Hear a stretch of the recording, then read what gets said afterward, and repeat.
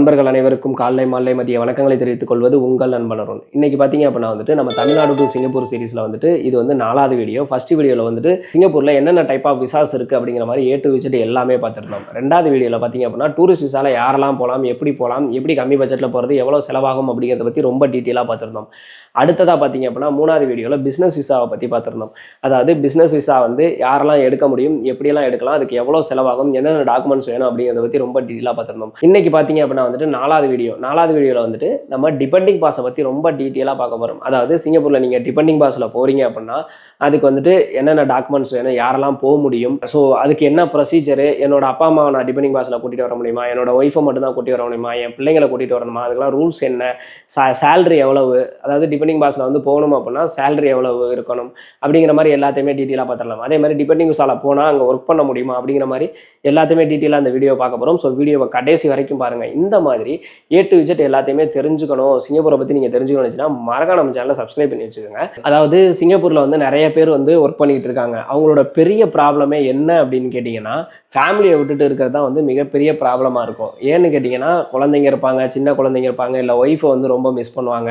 சிங்கப்பூர்லேயும் அதிகமான லீவெல்லாம் வந்து நமக்கு கிடைக்காது. ஒரு சில பேர்லாம் வருஷ கணக்கில் வந்து சிங்கப்பூரில் இருந்து வராமல் லீவுக்கு கூட வராமல் இருப்பாங்க. ஒரு வருஷம் 2 வருஷத்துக்கு அப்புறம் வருவாங்க, வந்துட்டு 15 நாள் 20 நாள் இல்லை 1 மந்த் இருந்துட்டு ஓடுற மாதிரி இருக்கும். அப்படிங்கிறப்ப ஃபேமிலியை ரொம்பவே மிஸ் பண்ணுவாங்க. ஸோ அங்கே வந்து டூரிஸ்ட் விசாவில் கூட்டிக்கலாமே அப்படின்னு கேட்டிங்கன்னா நம்ம ஆல்ரெடி வீடியோ போட்டிருந்தோம். டூரிஸ்ட் விசா வந்து எத்தனை நாள் வேலிடிட்டி அப்படிங்கிற மாதிரி. ஸோ 1 மந்த் தான் வந்து டூரிஸ்ட் விசாவுக்கு வேலிடிட்டி. ஸோ 1 மந்த் முடிஞ்சால் அவங்க திருப்பி வர்ற மாதிரி தான் இருக்கும்.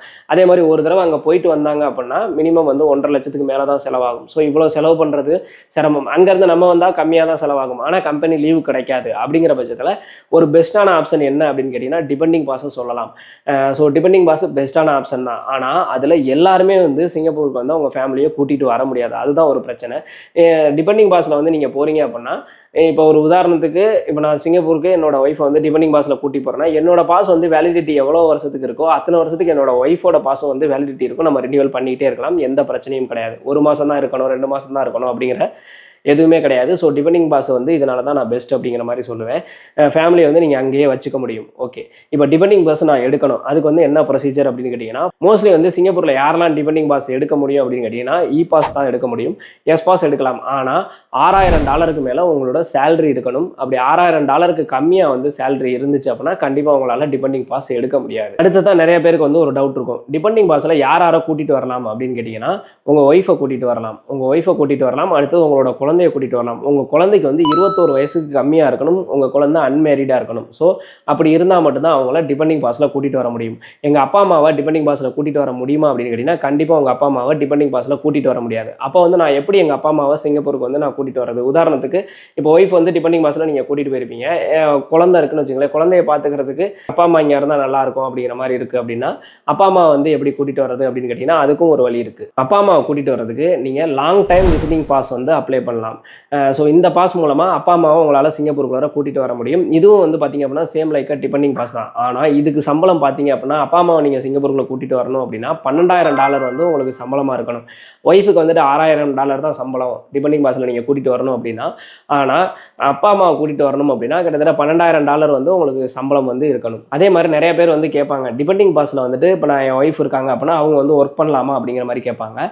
சிங்கப்பூரில் டிபெண்டிங் பாஸ் நீங்கள் போனீங்க அப்படின்னா கண்டிப்பாக ஒர்க் பண்ணக்கூடாது. அதுதான் வந்து சிங்கப்பூரோட ரூல்ஸ். இது வந்து பார்த்தீங்க அப்படின்னா 2021 மே மாதத்துக்கு அப்புறமேட்டு, அதுக்கு முன்னாடிலாம் பார்த்தீங்கன்னா டிபெண்டிங் பாஸில் இருக்கவங்களும் ஒர்க் பண்ணிட்டு தான் இருந்தாங்க. ஆனால் 2021 மேக்கு அப்புறமேட்டு டிபெண்டிங் பாஸில் இருக்கவங்க ஒர்க் பண்ணக்கூடாது அப்படிங்கிற மாதிரி சிங்கப்பூரில் ரூல்ஸ் போட்டாங்க. அப்போ வந்து அவங்க எப்படி ஒர்க் பண்ணுறது அப்படின்னு கேட்டிங்கன்னா ஃபஸ்ட்டு நீங்கள் டிபெண்டிங் பாஸில் போகிறீங்கன்னு வச்சுக்கோங்களேன், போயிட்டு அங்கே இருந்துக்கிட்டு உங்களால் வேலை தேட முடியும். அப்படி வேலை தேடி உங்களுக்கு எஸ் பாஸோ இல்லை இ பாஸோ இந்த மாதிரி ஏதாவது ஒரு ஒர்க்கு கிடைக்குது அப்படிங்கிற பட்சத்தில் நீங்கள் வந்து கண்டிப்பாக ஒர்க் பண்ணிக்க முடியும். ஆனால் நீங்கள் டிபெண்டிங் பாஸில் இருக்கிற வரைக்கும் நீங்கள் ஒர்க் பண்ணக்கூடாது. அதுதான் சிங்கப்பூரோட ரூல்ஸ். அதே மாதிரி இப்போ நான் பிஸ்னஸ் விசாவில் போயிட்டு நான் பிஸ்னஸ் வந்து அங்கே ஸ்டார்ட் பண்ணிட்டேன், என்னோட ஒய்ஃபை வந்து நான் டிபெண்டிங் பாஸில் கூட்டிகிட்டு வரலாம் அப்படின்னா கூட்டிகிட்டு வரலாம். அப்போ வந்து என்னோட பிஸ்னஸுக்கு வந்து என் ஒய்ஃப் வந்து ஒர்க் பண்ணலாமா, என்னோட பிஸ்னஸ்லேயே வந்து என் ஒய்ஃப் ஒர்க் பண்ணலாமா அப்படின்னு கேட்டிங்கன்னா அதுவும் ஒர்க் பண்ணக்கூடாது. அப்போ எப்படி ஒர்க் பண்ணுறது அப்படின்னு கேட்டிங்கன்னா எல்ஓசி லெட்டர் இருக்கணும். அதே மாதிரி நீங்கள் ஒரு கம்பெனி புதுசாக ஸ்டார்ட் பண்ணியிருக்கீங்க அப்படின்னா அதில் வந்துட்டு உங்கள் ஒய்ஃப் வந்து 30% மேலே ஷேர் ஹோல்டராக இருந்தால் மட்டும்தான் வந்து அவங்க வந்து நீங்கள் பிஸ்னஸ் ஸ்டார்ட் பண்ணியிருக்கிறப்ப டிபெண்டிங் பாஸில் வந்து ஒர்க் பண்ண முடியும். அப்படி வந்து 30% கம்மியான ஷேர் ஹோல்டராகவோ இல்லை அவங்க ஷேர் ஹோல்டராகவே இல்லை அப்படிங்கிற பட்சத்தில் கண்டிப்பாக அவங்களால ஒர்க் பண்ண முடியாது. ஸோ இதை நல்லா தெரிஞ்சுக்கோங்க. சரி, டிபெண்டிங் பாஸில் வந்து நான் கூட்டிகிட்டு வரணும் அப்படின்னா அதுக்கு எவ்வளோ செலவாகும் அப்படின்னு கேட்டிங்கன்னா, நான் சொன்ன மாதிரி எல்லா குவாலிஃபிகேஷனுமே இருக்குது அப்படிங்கிற பட்சத்தில் தாராளமாக வந்து நீங்கள் டிபெண்டிங் பாஸில் கூட்டிகிட்டு வரலாம். இதுக்கு பார்த்தீங்கன்னா அப்ளிகேஷன் ஃபீஸ் வந்து $105 வாங்குறாங்க. இஷ்யூவன்ஸ் ஃபீஸ் அப்படிங்கிற மாதிரி ஒன்று வாங்குவாங்க, அது $225 வாங்குறாங்க. இதுக்கு விசா ப்ராசஸிங் டைம் பார்த்தீங்கன்னா 3லேருந்து 8 வாரம் வரைக்கும் ஆகலாம். ஸோ டிபெண்டிங் பாஸோட டீட்டெயில்ஸ் வந்து A to Z எல்லாத்தையும் சொல்லிட்டேன்னு நினைக்கிறேன். நீங்கள் டிபெண்டிங் பாஸில் போகிறீங்க அப்படின்னா ஒரு சில பேருக்குலாம் பார்த்தீங்க அப்படின்னா ஐபியில் வந்துட்டு சம்பளம் வந்து கூட போட்டிருப்பாங்க. ஆனால் பார்த்தீங்கன்னா அந்த சம்பளம் வராமல் இருக்கும். நீங்கள் டிபெண்டிங் பாஸில் கூட்டிகிட்டு போகிறதுக்கு முன்னாடி நல்லா யோசிச்சுக்கோங்க. செலவு எல்லாத்தையுமே வந்து சிங்கப்பூரில் வந்து எல்லாமே எக்ஸ்பென்சிவாக தான் இருக்கும். ஸோ செலவு எல்லாத்தையுமே வந்து உங்களால் சமாளிக்க முடியுமான்னு தெரிஞ்சுக்கிட்டு அதுக்கப்புறம் கூட்டி போகிறது பெட்டர். நீங்கள் டிபெண்டிங் பாஸில் கூட்டிகிட்டு போனால் அப்படியே வச்சுக்காமல் அவங்கள எஸ்பாஸ் இல்லைனா வேறு பாஸுக்கு இன்டர்வியூ அட்டன் பண்ணி ஜாபுக்கு மாற்றிக்கிட்டீங்கன்னா அங்கே இருக்க எக்ஸ்பென்ஸை சமாளிக்கிறதுக்கு கொஞ்சம் ஈஸியாக இருக்கும். நிறைய பேர் சிங்கப்பூரில் வந்து பார்த்தீங்க அப்படின்னா நல்ல சேலரி வாங்குறவங்கலாம் என்ன பண்ணுவாங்கன்னா, ஒய்ஃப் வந்து டிபெண்டிங் பாஸில் கூட்டி போயிடுவாங்க, அங்கே ஒர்க்கு ஃபைன் பண்ணிடுவாங்க. அதுக்கப்புறமேட்டு 2 பேரும் ஒர்க் பண்ணுவாங்க, அவங்க குழந்தையும் கூட்டிகிட்டு போயிடுவாங்க. குழந்தைய வந்து அங்கேயே படிக்க வச்சு அங்கேயே செட்டில் ஆகிறதுக்குலாம் வந்து நிறையா முயற்சி பண்ணிட்டு இருக்காங்க. ஒரு சில பேர் இந்த மாதிரிலாம் முன்னாடி போய் வந்து பிஆர் முதற்கொண்டு அங்கேயே வாங்கியிருக்கிறாங்க.